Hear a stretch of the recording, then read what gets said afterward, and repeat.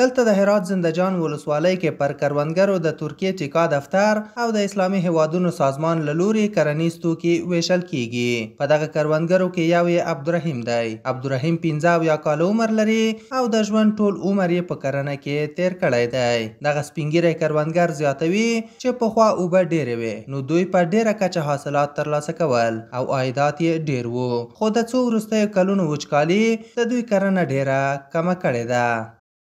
سالهایی که خوشحالی نبود ولی آید بسیار میگرفتیم. چند ساله که خوشحالی شده متاسفانه آیدم کم شد. دغه کروندګرو ته چې شمیر یې 300 ته رسیږي ورته کیمیاوي کودونه، تصفیه شوي غنم او ماشینالات وویشل شول.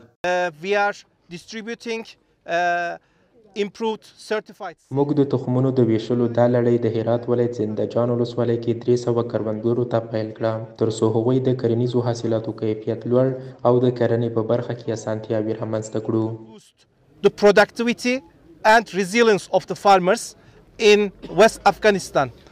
تراکتور هست، دراگر است، تریشر است، پال هست، پال 3، پال 9 هست و همینطور لازماتی که برای خرمان نیاز داشتن حاکین استفاده دفتر تیکا آماده شده. یه همکاری اساسی بین دو کشور دولت ترکیه و کازاکستان و هماهنگی سازمان کشور اسلامی و دفتر تیکا.